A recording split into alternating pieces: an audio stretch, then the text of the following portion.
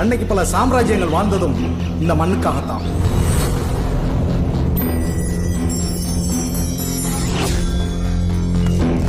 சில சாம்ராஜ்யங்கள் அழிஞ்சதும் இந்த மண்ணுக்காகத்தான்.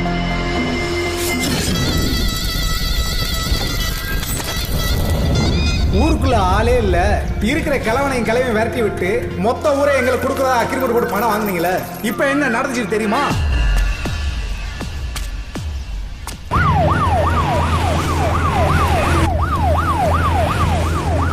ஊருக்கு நடுவுல கவர்மெண்ட் ஸ்ட்ராங்கா உட்காந்துருச்சு. Welcome to digital vision. டே, உன் சேனலுக்கு இருக்கிறதே 10 சப்ஸ்கிரைபர்ஸ் தான். அந்த 10 பேரும் இங்க இருக்கோம். நீ யாருக்கு வீடியோ போடுற? வாழ்ந்தாலும் இங்கதான் வாழ்வோம், செத்தாலும் இங்கதான் சாவோம். ஜனங்க ஒருத்தர் கூட பாதுகாப்பு இல்லாம இருக்கக்கூடாது அப்படிங்கிறது அரசாங்கத்தோட கடுமையான உத்தரவு.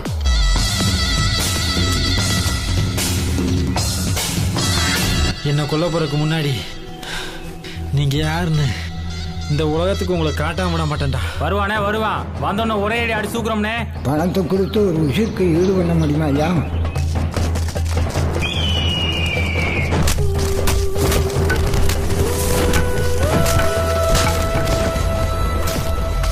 இவன் இப்படி கூட்டத்தை கூட்டிக்கிட்டு இருந்தா அப்புறம் நம்ம மரியாதை என்ன ஆகுறது? மகாலட்சுமி மாதிரி இருக்கா. வட்டி கொடுக்காதவங்களெல்லாம் முட்டிய கலட்டணும்டி. பூரா துண்ட காணும் துணிய காணும் ஓடுறாங்க. பொண்ணு கொடுக்குறேன்னு சொன்ன எங்க அண்ணன் இப்ப பொண்ணு கொடுக்க மாட்டேங்கிறான். சப்ஸ்கிரைப் பண்ணிட்டியா? இனிமேதான் சப்ஸ்கிரைப் பண்ண போறேன்டி. சீக்கிரம் பெல் பட்டனை தட்டிடுவ.